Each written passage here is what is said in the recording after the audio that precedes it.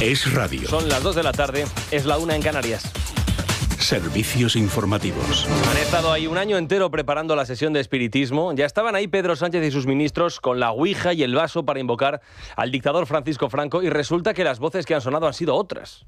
Escuchan en la Moncloa voces, lamentos, personas políticamente muertas que vuelven a vagar por la tierra para resolver asuntos pendientes. Mira, lo primero que quiero decir es que se están hablando muchas mentiras y hay muchas manipulaciones en cuanto a la interpretación que se hacen de los dos informes sobre mi persona. Yo confío que la verdad se imponga y que al final con esa verdad se haga justicia. Quiero agradecer también a toda mi familia, a todos los amigos de toda la vida que me han apoyado y siguen apoyándome, y también a la labor de mis abogados, que ha sido también fundamental. Santos Cerdán se apareció ayer ante los medios a su salida de la cárcel, una manifestación corpórea que aseguraba que los informes de la Unidad Central Operativa de la Guardia Civil son interpretables, y agradeciendo a todos los que le han apoyado. Obsérvese que hay una exclusión deliberada del Partido Socialista en este capítulo de agradecimientos. Da la sensación, la impresión, de que contento lo que se dice contento Cerdán, no está con el partido de sus amores, al que en tiempos le profesaba amor eterno. Me siento orgulloso de ser militante del Partido Socialista Obrero Español. Ahora Cerdán es un exdirigente ya repudiado, que no ha tenido la misma suerte, qué lástima, que el fiscal general del Estado, Álvaro García Ortiz, con el que el gobierno ha ido hasta el final, respetando la sacrosanta presunción de inocencia que no le asiste al bueno de Santos, condenado de antemano por su propio partido. Pues nos sentimos muy decepcionados y nos sentimos muy impactados por estas noticias que conocemos, y que sin duda la justicia determinará, pero que no son comportamientos ni mucho menos que nos dejen tranquilos. Félix Bolaños, ministro de Justicia, ya ha dictado sentencia. Y en este sentido es, vamos a decir, llamativo que el único ministro que reproduce el argumento de Cerdán de las interpretaciones de la UCO sea otro que ha resultado salpicado también, Ángel Víctor Torres.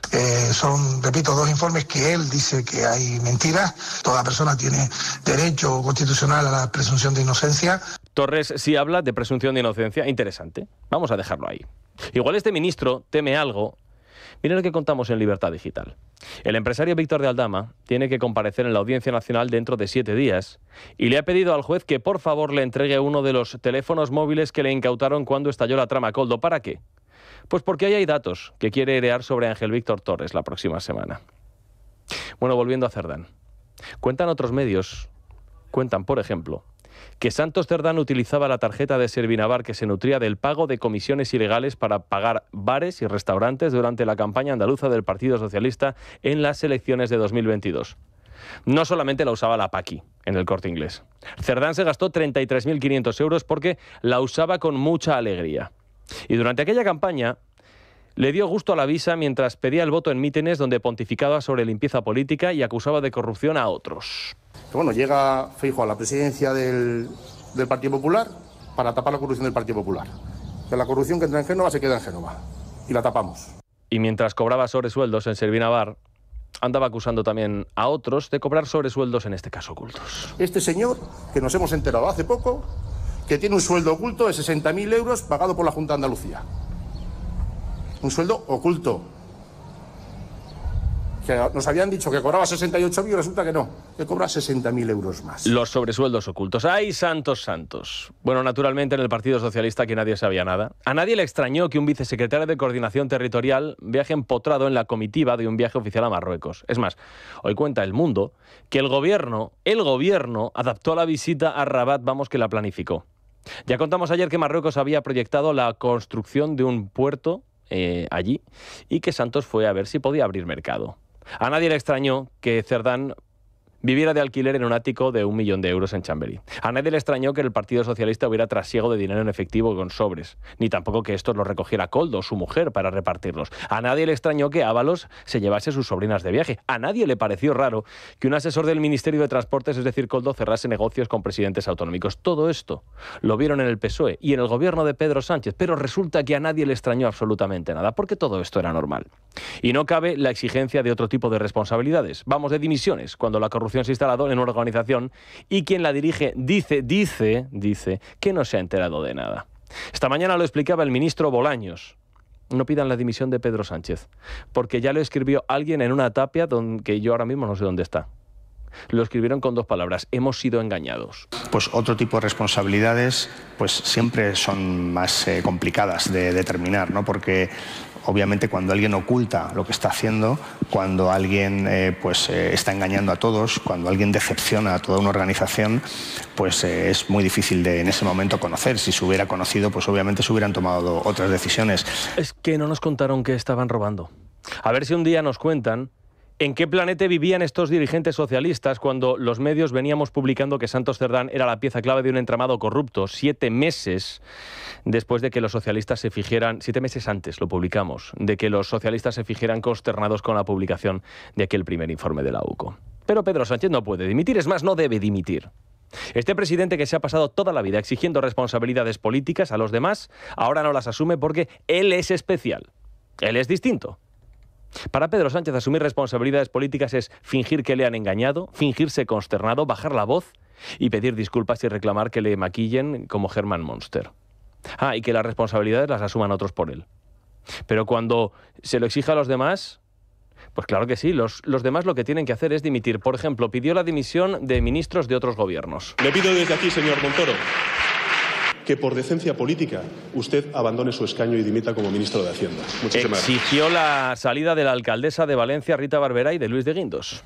La ejemplaridad en política significa, simple y llanamente, que la política tiene que ir un paso por delante de la legalidad. Y por eso yo hoy pido la dimisión de Barberá y de Guindos del Gobierno de España. Pidió la de Mariano Rajoy cada lunes y cada martes. Le llegó la hora de elegir o el interés de España o su interés particular.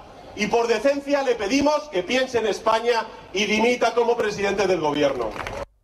Pidió la dimisión de Mazón, naturalmente. ¿Por qué no lo hace? ¿Por qué no exige la dimisión del señor Mazón? ¿Por qué no recoge el guante, en este caso de la líder del Partido Socialista del País Valenciano, precisamente para quitar a la persona que es la principal responsable de esta catástrofe?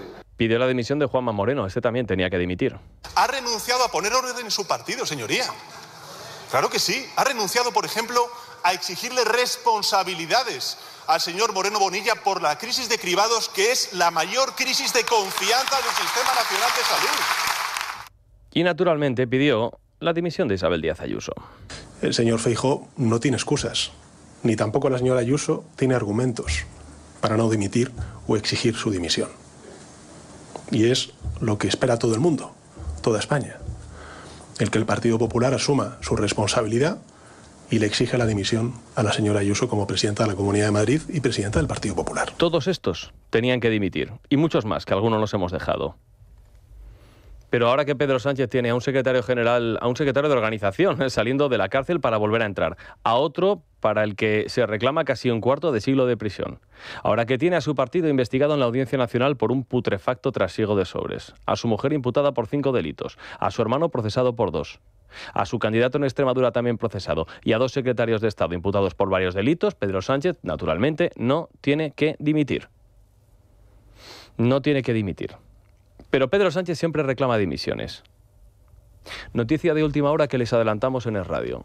El Tribunal Supremo acaba de condenar al fiscal general del Estado a 2 años de inhabilitación por un delito de revelación de secretos. Creo que ya fue en este informativo cuando les contamos que era muy complicado que Álvaro García Ortiz fuera a la cárcel por esto, pero que era bastante probable que saliera condenado. Bastante probable. La Sala Segunda del Tribunal Supremo ha dictado sentencia por mayoría de sus miembros en el siguiente fallo. Lo cuenta ahora mismo Miguel Ángel Pérez en Libertad Digital.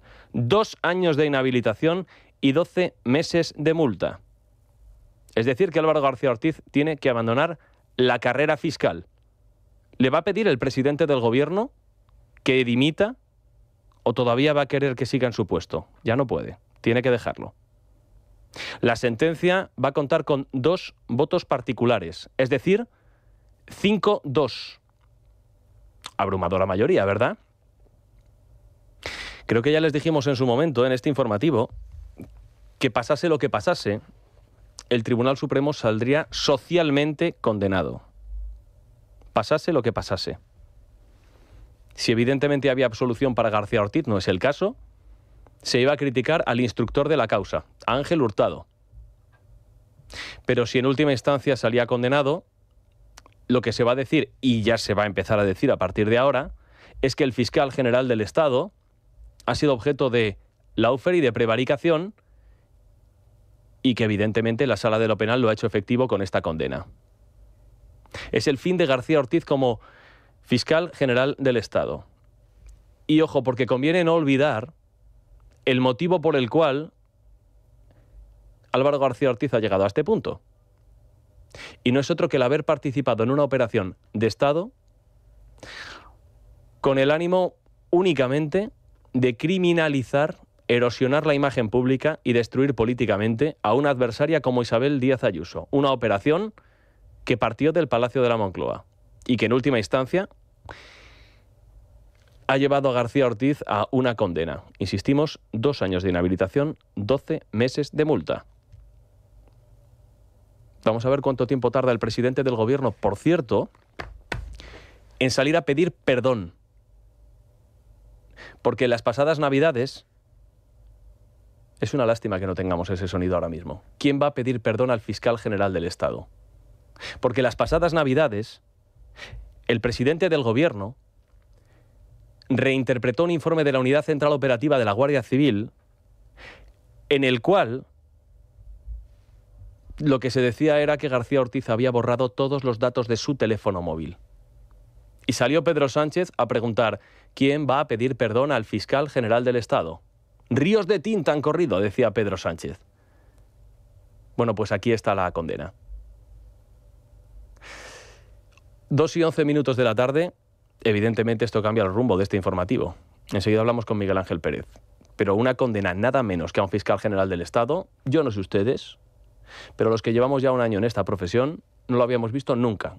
Pero no solamente en España, sino en Europa. Es noticia. Con Juan Pablo Polvorinos. Es radio.